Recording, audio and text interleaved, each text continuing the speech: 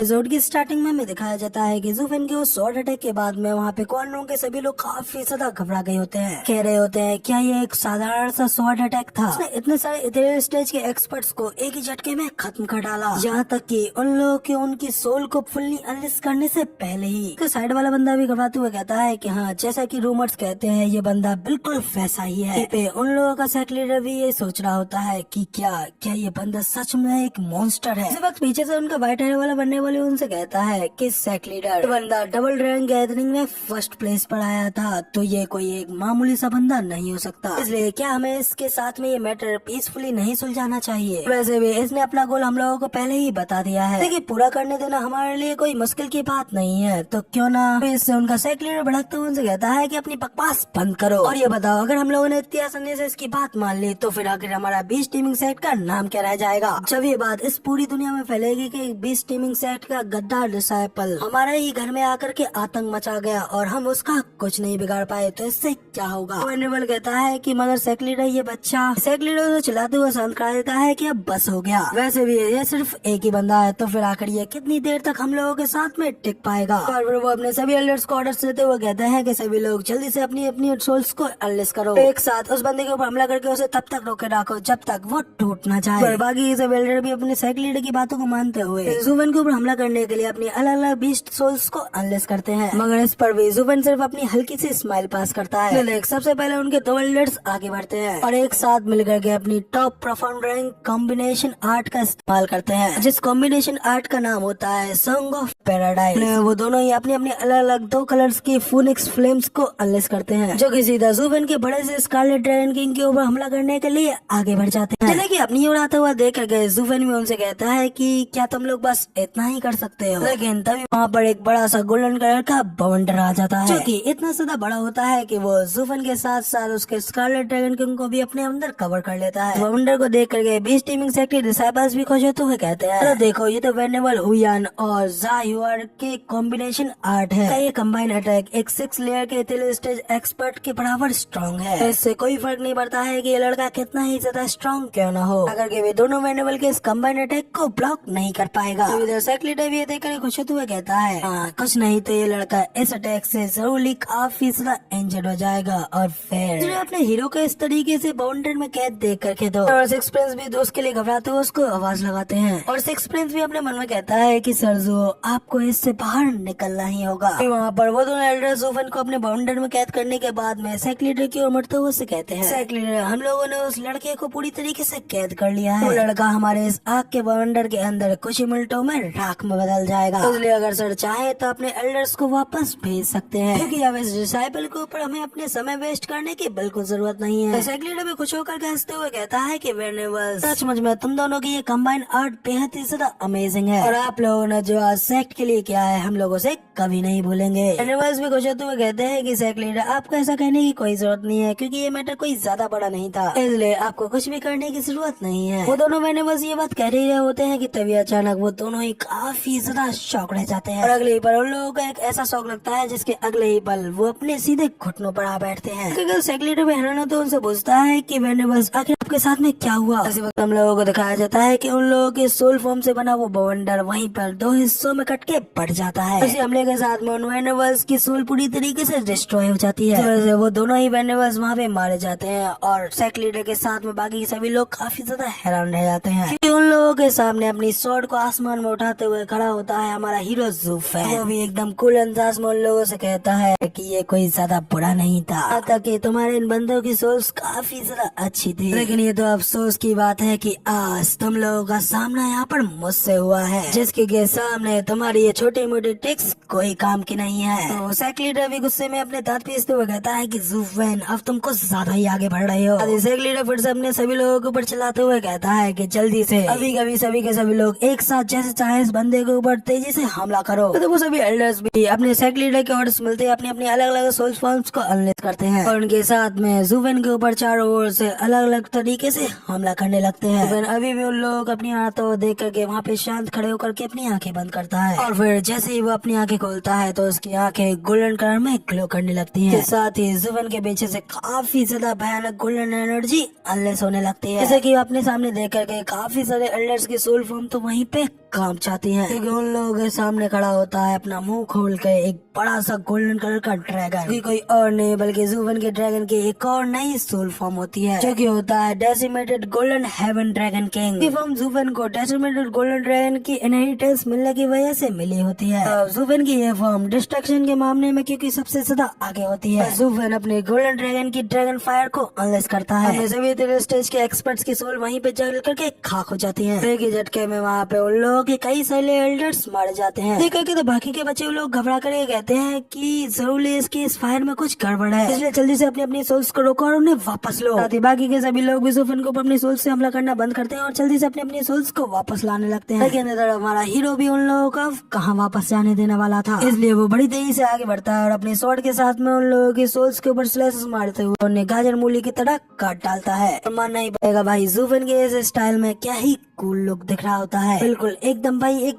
Demon की तरह। इधर जुवेन वहाँ पर उन सभी लोगों के कई सारे सोल्स को काट करके अभी हटाई होता है कि तभी इधर जुवेन के ऊपर और भी कई सारे लोग हमला करने के लिए आगे बढ़ते हुए कहते हैं कि जल्दी से इस बंदे के ऊपर काउंटर अटैक करो और जल्दी से इसे अभी यहीं पे मार डालो। लेकिन उतने में उनके साइड से जुवेन के गोल्डन ड्रैगन की फायर अटैक निकलता है। उन सभी एल्डर्स की सोल फॉर्म जो कि जुवेन के पीछे से जुवेन के ऊपर हमला करने के लिए आगे बढ़ रही होती है, जैसे मेडेड गोल्डन ड्रैगन की फ्लेम में वहीं पे चल करके खाक हो जाती है। एक तरफ से जुवेन अपनी डेमोनिक स्वॉर्ड के साथ में वहाँ पे और भी कई सारी सोल फॉर्म्स को खत्म करे जा रहा होता है। सब कुछ देख करके सेक्ट लीडर भी हैरान होते हुए अपने मन में कहता है 200 से अधिक इथेरियल स्टेज एक्सपर्ट्स के साथ में पर्सन अपने सोल फॉर्म के साथ मिलकर के उन लोगों से टॉय की तरह खेल रहा है। यहाँ पर एक बंदे के अगेंस्ट पूरे 200 इथेरियल स्टेज के एक्सपर्ट है, फिर भी वो एक बंदा 200 के ऊपर डोमिनेटिंग कर रहा है। भगवान, आखिर इस दुनिया में ये किस तरीके का जस्टिस है। तो उनका व्हाइट हेयर वाला वेंडेबल फिर से सेक्ट लीडर से कहता है कि सेक्ट लीडर, हम लोगों को एक काफी बड़ा नुकसान हो रहा है, बस आधा ही घंटा हुआ है, उसके अंदर इस बंदे ने हमारे 100 इथेरियल स्टेज के एक्सपर्ट को खत्म कर दिया है, इसलिए अब हम लोग इस सब को और ज्यादा करते नहीं रह सकते, वरना इससे हम सभी के सभी यहाँ पर मारे जाने वाले हैं। इधर सेक्ट लीडर भी गुस्से में खाते हुए कहता है कि आखिर क्यों बीस्ट टीमिंग सेट की सारी पावर, उसकी सारी फोर्सेस एक बदतमीज लड़के को नहीं रोक पा रही है। वेंडेबल कहता है कि सेक्ट लीडर, ऐसा इसलिए क्योंकि वो बंदा इतना ज्यादा स्ट्रॉन्ग है कि यहाँ पर कोई भी उसका मुकाबला नहीं कर पा रहा है, और उसके अलावा हमारी पावर्स हमारे बीस्टों के आधार पे ही है, इसलिए भले ही हमारे सेक्ट में हमारे डिसाइपल्स की संख्या कम क्यों न हो, लेकिन फिर भी स्पिरिचुअल बीस्टों की पावर की वजह से हमारी ताकतें दुगनी हो जाती है। इस वजह से हम लोग बड़ी आसानी से डीमन स्कैमिंग सेट की बराबरी कर पाते हैं। इस सिचुएशन के अंदर हमारे दुश्मन एक ऐसी टेक्निक का इस्तेमाल कर रहा है जिस वजह से हमारे सारे के सारे स्पिरिचुअल बीस्ट यहाँ पर पूरी तरीके से बेकार है। लीडर से कहता है कि तो क्या, आखिर तुम इस सबसे कहना क्या चाहते हो। वेंडेबल कहता है कि सेक्ट लीडर, इस सिचुएशन में हम लोग अपनी पावर्स को फुल पोटेंशियल पे इस्तेमाल नहीं कर पा रहे हैं। इस सिचुएशन में हम लोगों का पीछे हटना कोई बुरी बात नहीं होगी, न ही इससे हमारी इमेज पे कोई ज्यादा फर्क पड़ेगा। तो सेक्ट लीडर भी गुस्से में भड़कते उस बंदे से कहता है कि अपने बकवास करना बंद करो। तुम्हारे कहने का क्या मतलब है कि एक ग्रेट सेक्ट के अंदर एक इस तरीके के बदमाश बच्चे का घुसपैठ करना बिल्कुल ठीक है। तुम चाहे इस चीज को किसी भी तरीके से क्यों ना देखो, लेकिन जब रूमर्स फैलेंगे तो इससे हम लोगों की बेइज्जती तो बुरी तरीके से होने ही वाली है। सेक्ट लीडर को दिखाया जाता है क्योंकि वहाँ पर जुवेन की वजह से गुस्सा होकर के चिल्लाते हुए अपने साथी से कहते हैं कि अगर स्प्लिट बीस्टों को अलग भी रखें फिर भी हम लोग यहाँ पर 200 स्टेज के एक्सपर्ट से भी ज्यादा है, लेकिन फिर भी उसके सामने हार रहे हैं। इसलिए ये सब कुछ देख करके तुम चाहे कुछ भी क्यों ना समझो, लेकिन जब हमारे इस हार के रूमर्स चारों ओर फैलेंगे, इससे कल को पूरी दुनिया हमारे ऊपर हंसेगी कि हम लोग एक बंदे को भी नहीं रोक पाए। तो फिर वो वेंडेबल कहता है कि सेक्ट लीडर, फिर आखिर हम लोग यहाँ पर क्या करें। तो कैसे ये चाहते हैं कि हम सब लोग पूरी तरीके से इसके हाथों हार जाएं। जिस बात को लेकर के तरह सेक्ट लीडर भी काफी ज्यादा हैरान हो जाता है कि आखिर अब उसे क्या करना चाहिए। दूसरी हमें वापस से जुवेन और उसके डेसिमेटेड गोल्डन ड्रैगन का सीन दिखाया जाता है। जुवेन का ड्रैगन एक तरफ अपनी फायर उगलते हुए दुश्मनों के बैंड बजा रहा होता है, जबकि दूसरी ओर जुवेन अपनी स्वॉर्ड के साथ में उन सभी लोगों को गाजर मूली की तरह वहाँ पे काटता जा रहा होता है, और इसी तरह देखते देखते वहाँ पर और भी कई सारे लोग मारे जाते हैं। तो ये सब देख सेक्ट लीडर भी गुस्से में अपने दांत पीसते हुए कहता है कि आखिर अब मुझे क्या करना चाहिए। क्या मैं हार मान करके एक नासमझ बच्चे को अपने सेक्ट के ऊपर विजय हासिल करने दूं, लेकिन इस चीज से तो हम लोग पूरे वेस्टरलैंड में हंसी के पात्र बन जाएंगे। तो तभी सेक्ट लीडर का वेनेबल उससे कहता है कि सेक्ट लीडर, क्या वो क्रिसेंट पूल उस एविसल के दलदल में नहीं है? तो सोचिए, अगर हम लोगों ने किसी भी तरीके से इस बंदे को उसके अंदर ट्रैप कर दिया तो इस चीज से कोई फर्क नहीं पड़ता है कि ये बंदा यहाँ पर कितना ही ज्यादा स्ट्रॉन्ग क्यों ना हो, लेकिन फिर भी वो उसके अंदर सिर्फ एक हड्डियों का ढांचा बन करके ही रह जाएगा। तो फिर क्यों ना हम लोग उसे किसी भी तरीके से उसी जगह पर क्यों नहीं ले चलते, जिसके बाद उसे अच्छी तरीके से वहाँ पर दफना दिया जाएगा ताकि वो हमारी उस मिट्टी को और भी ज्यादा उपजाऊ बना सके। मगर लेकिन एक इस तरीके के मॉन्स्टर को अपनी ओर लवाने के लिए हम लोगों को एक प्रॉपर चारे की जरूरत पड़ेगी। इतना कह के वो लोग लियानियर, सिक्स प्रेस और ल्यू फेंग की ओर देखने लगते हैं और तभी सेक्ट लीडर भी कहता है कि हाँ, और हमें हमारा चारा मिल चुका है। अब क्योंकि ये लोग इस बच्चे के साथ ही यहाँ पर आए हैं तो इसका मतलब ये बच्चे जरूरी इसके साथ कनेक्टेड होंगे। मगर लेकिन सोचने वाली बात तो यह है कि इन तीनों में से ज्यादा इफेक्टिव कौन होगा? तो वेनेबल कहता है कि सेक्ट लीडर, क्यों ना हम इन तीनों को ही अपने साथ ले चलते हैं। तो सेक्ट लीडर भी थोड़ा स्मक करते हुए कहता है कि क्या इन तीनों को ही? तो वेनेबल कहता है कि हाँ, और फिर वो उसके कान में जाकर कुछ कुचर पुचर बताने लगता है जिसके बारे में हमें तो पता नहीं चलता है, लेकिन उसे सुनकर के सेक्ट लीडर काफी ज्यादा शॉक हो जाता है और उससे कहता है कि हाँ, जैसा तुमने कहा हम लोग वैसा ही करेंगे। इसके बाद हमें वापस से फाइट का सीन दिखाया जाता है जहाँ पे कि बेस टीमिंग सेट के कई सारे लोग वहाँ पर जमीन पर खत्म हो गए पड़े होते हैं और अपना हीरो और उसका डेसिमेटेड गोल्डन ड्रैगन एकदम कूल अंदाज में वहाँ पर खड़े होते हैं। ज़ूफेन तो वहाँ पे उन सभी लोगों को खत्म करने के बाद में अपनी डेमोनिक स्वॉर्ड को पहुँच रहा होता है। फिर ज़ूफेन दूसरी ऊपर की ओर मुड़ करके देखता है तो वहाँ पर बेस टीमिंग सेट के कई सारे लोग ज़ूफेन से लड़ने के लिए वहाँ पर आ रहे होते हैं।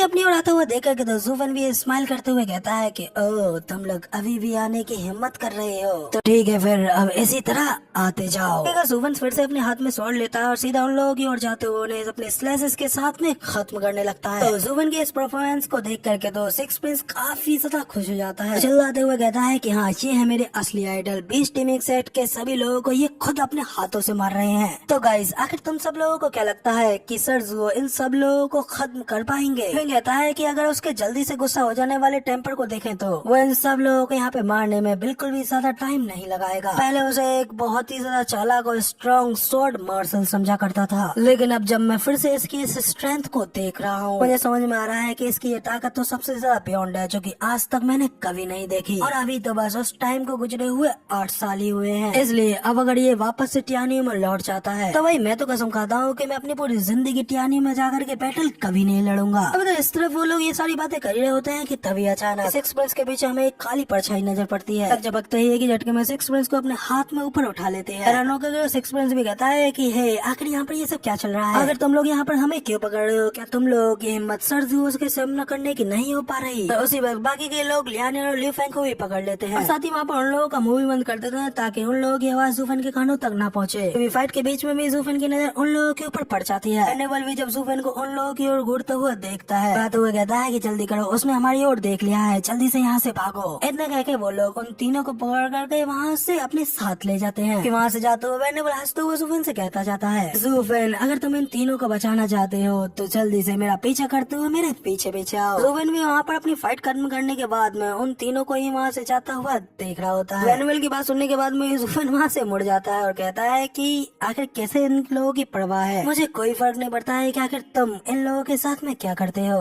तो वापस से बीस टीमिंग सेट के बाकी के लोगों की ओर देखने लगता है तो हैराना तो कहता है कि अब आखिर बाकी के सभी लोग कहाँ भाग गए? क्या वो लोग यहाँ पर टाइगर को माउंटेन से दूर ले जाने की कोशिश कर रहे थे? बेवकूफ लोगों का झुंड। का सच में लगता है कि अगर तुम लोगों ने उन तीनों को कैप्चर कर लिया है तो मैं उन लोगों के लिए सीधा चलते हुए तुम लोगों के ट्रैप में फंस जाऊंगा। कहते ही ज़ूफेन अपनी स्टोरी से वापस से फ्लावर फेरी को बाहर निकालता है। उससे कहता है कि मुझे बताओ कि अब आखिर हम लोगों को कहाँ जाना चाहिए। फ्लावर फेरी भी बाहर निकल करके ज़ूफेन को बताती है कि हम लोगों को उसी ओर जाना है जिस ओर वो सब लोग भाग करके गए हैं। ज़ूफेन भी अपना मुंह उठाते हुए कहता है कि क्या अब हमें उसी डायरेक्शन में जाना होगा। जिसके साथ ही यहाँ पर सीन चेंज होता है। अगले सीन में हम लोगों को उस जगह का सीन दिखाया जाता है यहाँ पे कि वो लोग भाग करके आए होते हैं। वहीं पे 3 बड़े बड़े प्लेट्स के बीच में एक प्लेटफॉर्म होता है। उस प्लेटफॉर्म के चारों ओर फूलों से बनी एक छोटी सी जगह, जिससे कि बाकी के सभी लोग दूर खड़े होते हैं। प्लेटफॉर्म के ऊपर खड़ा हुआ बीस टीमिंग सेट का सेक्ट लीडर अपने लोगों से पूछता है कि वो ओल्ड मैन अभी तक यहाँ पर वापस नहीं आए हैं। पीछे खड़े लोग अपने सेक्ट लीडर को रिपोर्ट करते हुए कहते हैं कि सेक्ट लीडर, वो लोग अभी तक यहाँ पर नहीं आए हैं। तो सेक्ट लीडर कहता है कि और आखिर उस बच्चे ज़ूफेन का क्या हुआ? क्या वो उन्हें पकड़ने के लिए उनके पीछे पीछे आ रहा है? लोग भी थोड़ा निराश होते हुए कहते हैं कि सेक्ट लीडर नहीं आ रहा। इस पे तो सेक लीडर भी हैरान होते हुए कहता है कि क्या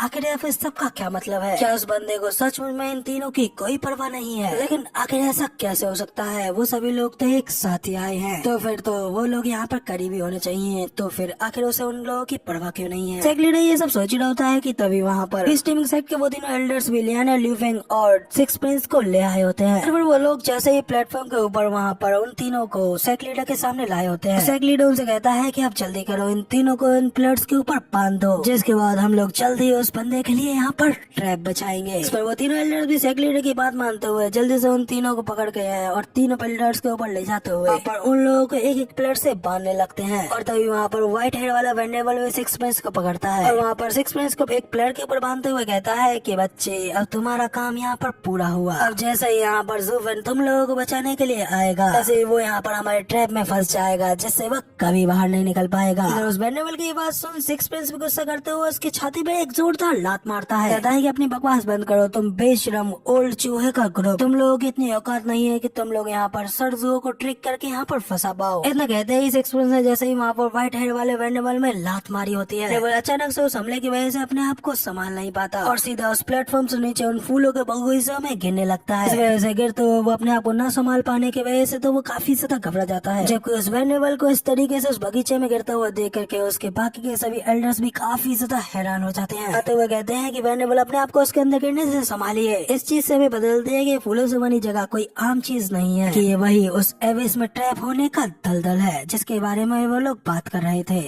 वेंडेबल को दिखाया जाता है जिसके की छाती पे क्राउन पर इसने बढ़कर के लात मारी होती है, इसलिए वो वेंडेबल लड़खड़ाते हुए नीचे ग्राउंड पर गिरने लगता है। उसके बाकी के सभी लोग भी उसे गिरते हुए परेशान होकर के उससे कहते हैं कि एल्डर अपने आप को देखिए, जिसके साथ ही हमें दिखाया जाता है कि वो वेंडेबल नीचे जमीन पर टकराने से पहले ही बीच में रुक जाता है, क्योंकि जैसे जैसे उसने अपने आप को पहले ही नीचे गिरने से पहले संभाल लिया होता है, लेकिन नीचे गिरने के डर की वजह से उसकी बॉडी अभी भी वहाँ पर कांप रही होती है। जिसके बाद फिर वो जैसे ही अपने आप को संभालते हुए वापस से खड़ा होता है तो सीधा सिक्स स्टूडेंट्स के ऊपर भड़कते हुए चिल्ला कर कहता है कि तू कमीने छोटे बच्चे, आखिर तेरी ये करने की हिम्मत कैसे हुई, तू कमीने, तुमने यहाँ पर मुझे लात मार करके ऑलमोस्ट यहाँ पर खत्म कर ही दिया था। ऐसा कहते हैं वो वेंडेबल सिक्स प्रिंस की गाल पर एक जोरदार तमाचा दे मारता है। इसे खाने के बाद में सिक्स प्रिंस का गाल तो लाल हो जाता है, लेकिन उसकी अकड़ बिल्कुल भी कम नहीं होती। तो फिर अपने फुल शौक के साथ में उसे ये घूर रहा होता है। देखेगा तो वो वेंडेबल शौक आता है और अपने मन में कहता है कि आखिर ये बच्चा है किस मट्टी का। तो बीच टीमिंग सेट का सेक्रेटरी उन लोगों से कहता है कि अब ड्रामे करने बंद करो और जल्दी से इन तीनों बच्चों के यहाँ पर मुंह बंद कर दो, इससे पहले कि वो लड़का यहाँ पर आ जाए और ये सब लोगों से बोल करके इत्तला कर दे और हमारी सारी प्लानिंग पे पानी फेर दो, उससे पहले इनका मुंह किसी कपड़े से बंद कर दो। बाकी के सभी लोग भी सेक मास्टर की बातों पर एग्री करते हैं। बस आसमान से एक और बंदा सेक लीडर कहते हुए वहाँ पर उसकी ओर ही आ रहा होता है। वहाँ पर बीच टीवी सेट का एक आदमी होता है और वो सेक लीडर को वहाँ पर रिपोर्ट करने के लिए आया होता है कि ज़ूफेन हम लोगों का पीछे करते हुए यहाँ पर आने ही वाला है। सुनकर तरह सेक लीडर भी काफी ज्यादा खुश हो जाता है और हंसते हुए कहता है कि बहुत अच्छे, आखिरकार फाइनली उस बच्चे ने हमारा चारा ले ही लिया और अब वो खुद यहाँ पर हमारे जाल में फंसने के लिए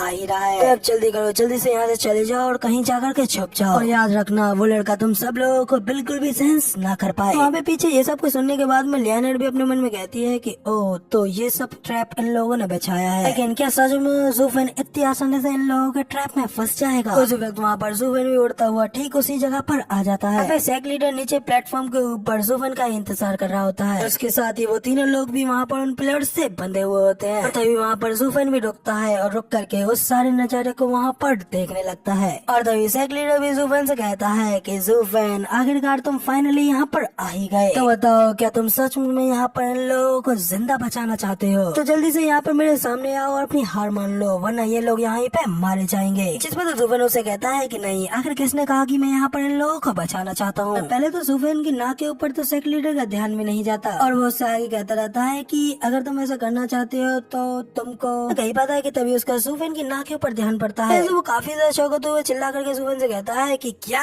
आखिर अभी तुमने क्या कहा, क्या तुम इन लोगों को बचाना नहीं चाहते? तो बेवकूफ लड़के, अगर तुम इन्हें बचाना नहीं चाहते तो यहाँ पर किस लिए आए हो? जबकि द सिक्स प्रिंस भी अपना मुंह आते हुए कहता है कि ब्रदर ज़ूओ, लगता है कि आपने ये बात बिना सोचे समझे बोल दी। सेक लीडर तो ज़ूफेन को अभी मनाते हुए कहता है कि ज़ूफेन जवाब देने की इतनी भी ज्यादा जल्दी नहीं है, क्योंकि मैं जानता हूँ कि ये लोग तुम्हारे काफी ज्यादा करीबी दोस्त है, इसलिए तो मैंने इतनी बुरी हालत में तो नहीं छोड़ोगे। तो जुफेन भी उसे अजीब नजरों से देखते हुए कहता है कि आखिर तुमसे ऐसा किसने कहा कि ये लोग मेरे जरा भी करीबी हैं। तो भाई सेक्रेटरी भी अपनी बड़ी बड़ी आंखें खोल करके वहाँ पे हैरान रह जाता है। जुफेन से चिल्लाते हुए कहता है कि भले इनमें से कोई तुम्हारा फैमिली मेंबर ना हो, लेकिन फिर भी ये कम से कम तुम्हारे दोस्त तो होंगे ही। जुफेन फिर से उसे कहता है कि आखिर अब ये किसने तुमसे कहा कि ये मेरे दोस्त भी हैं। तो भाई सेक्रेटरी और भी ज्यादा घबराहट के हमारे हैरान रह जाता है और चिल्लाते हुए जुफेन से कहता है कि तो फिर आखिर तुम इनके हो क्या, क्योंकि तुम यहाँ पर इन लोगों के लिए पूरी तरीके से अजनबी तो बिल्कुल नहीं हो सकते, क्योंकि मुझे पता है कि तुम यहाँ पर इन लोगों को जरूर से बचाना चाहते हो। जिस पर जुफेन उन्हें बताता है कि उनमें से दो तो पहले मेरे दुश्मन हुआ करते थे, जबकि तीसरे से मैं यहाँ पर बस आज ही मिला हूँ। जब तुम सेक्रेटरी फिर जुफेन से पूछता है कि अगर तुम यहाँ पर इन लोगों को बचाने के लिए नहीं आए हो तो फिर आकर यहाँ पर किस लिए आए हो। तो जुफेन उसे कहता है कि क्या मैंने पहले ही तुमसे ये नहीं कहा कि मैं यहाँ पर तुम लोगों का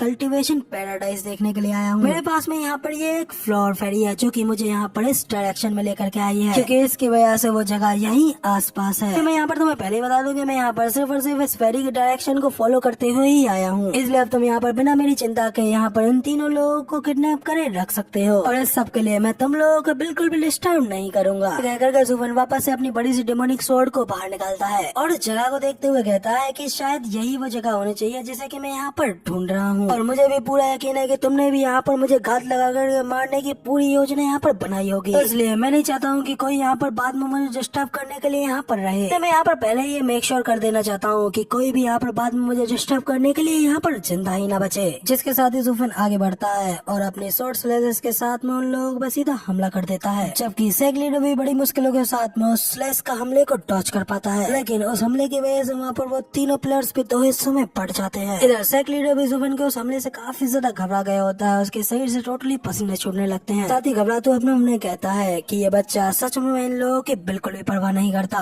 तो फिर लगता है कि हमने इन तीनों यूजलेस फूल्स को बेकार में ही कैप्चर किया। जुफेन तो अभी भी हमला करने के बाद में वहाँ पर बिल्कुल नहीं रुकता, सीधा सेक्रेटरी को खत्म करने के लिए उसके ऊपर अगले हमले के लिए उसकी ओर ही आगे बढ़ने लगता है। इतनी तेजी से अपनी औरत को देखकर सेक्रेटरी भी काफी ज्यादा शौक रह जाता है और जल्दी से वहाँ पर अपने हैंड साइंस को चेंज करते हुए अपनी डुइकी को वहाँ पर अनलिस करने लगता है। में दिखाया जाता है कि ब्लू और रेड डुइकी से मिलकर के वहाँ पर एक अलग ही सेल बनता है। शहर से सेक्रेटरी की सोल फॉर्म होती है जिसका के नाम जेमिनी शेल होता है। वहाँ पर जुफेन भी उस अजीब तरीके की सोल को रिलीज होते हुए देखकर काफी ज्यादा शौक रह जाता है। फिर भी वो सोल को वहीं पे काटने के लिए उस सोल के ऊपर अपने शॉर्ट स्लेस के साथ में एक जोरदार हमला करता है, जिस वजह से पहले तो लगता है कि वो शेल उस हमले की वजह से वहाँ पर दो टुकड़ों में बट गया होता है, लेकिन असलियत में ऐसा नहीं हुआ होता है। तो जुफेन हंसते हुए कहता है कि जेमिनी शेल वाकई में एक काफी ज्यादा रेयर इल्यूजनरी बीस्ट सोल है। मुझे काफी ज्यादा आश्चर्य है कि एक इस तरीके की लोनली माउंटेन रेंज के ऊपर आगे तुम एक इस तरीके के सोल को बनाना कैसे मैनेज कर पाए होंगे। कहते हैं कि जब भी ये सोल किसी के सामने अपेयर होती है तो उनमें से एक फेक होती है जबकि दूसरी रियल होती है, और उनमें से असली वाली तब तक सामने नहीं आती जब तक कि वो फेक वाली डिस्ट्रॉय नहीं हो जाती। एक प्रकार का बैरियर भी हो सकता है जो कि छुपे हुए हमलों में मदद करता है। उसका नकली हिस्सा बनाने के लिए बेहद ही ज्यादा ह्यूज अमाउंट के युआन क्यूआई की जरूरत होती है, इसलिए मुझे आश्चर्य है कि तुम यहाँ पर आखिरी कब तक टिक पाओगे। जेमिनी सेल के बारे में ये सारी डिटेल में जुफेन के मुंह से सुनते हुए देख करके सेक्रेटरी भी शौक होते हुए कहता है कि शिट, आज से पहले मेरा ये जेमिनी सेल कभी भी वेस्टरलैंड में अपेयर नहीं हुआ है। आखिर तुम्हें मेरे इस सेल के बारे में मुझसे भी ज्यादा बेहतर तरीके से कैसे पता है। तो जुफेन पलक झपकते ही वहाँ पर सेक्रेटरी के पीछे अपेयर हो जाता है, ठीक उसके पीछे अपनी डेमोनिक स्वॉर्ड रखते हुए उससे कहता है क्योंकि मैं यहाँ पर पहले ही ये सब कुछ चीजें देख चुका हूँ। इतना कहते ही अगले ही पल वहाँ पर जुफेन अपनी डेमोनिक स्वॉर्ड को ठीक सेक्रेटरी की छाती के आर पार कर देता है। अगले ही पल हमें पता चलता है कि वही सेक्रेटरी की चाल होती है। यहाँ पर वो डिस्ट्रॉय होने वाला असली सेक्रेटरी नहीं बल्कि उसकी वो फेक जेमिनी शेल होती है, इसलिए वो जेमिनी शेल तो वहाँ पे गायब हो जाती है, लेकिन जुफेन की वो डेमोनिक स्वॉर्ड उस ग्राउंड से जाकर के टच हो जाती है। जब जुफेन भी पीछे खींचने लगता है तो वो भी ये देखकर काफी ज्यादा शॉक होते हुए अपने मन में कहता है कि आखिर यहाँ पर ये सब क्या चल रहा है, आखिर मैं इस स्वॉर्ड को वापस पीछे क्यों नहीं खींच पा रहा हूँ। उसी वक्त रियल वाला सेक्रेटरी भी जुफेन के पीछे अपेयर होता है, सीधा जुफेन के पीछे से उसके ऊपर लात मारते हुए उससे कहता है एकदम लिटिल बास्टर्ड, आखिरकार तुम मेरे इस ट्रैप में फंसी गए। कहते ही सेक्रेटरी वहाँ पर जुफेन में पीछे से एक जोरदार किक दे मारता है। जुफेन की पूरी बॉडी भी वहाँ पर उस ग्राउंड से टच हो जाती है। तभी हमें दिखाया जाता है कि वो ग्राउंड कोई फूलों का बगीचा नहीं बल्कि एक दलदल होता है, जिसे देखकर जुफेन भी शौक होते हुए कहता है कि ये तो काला दलदल है।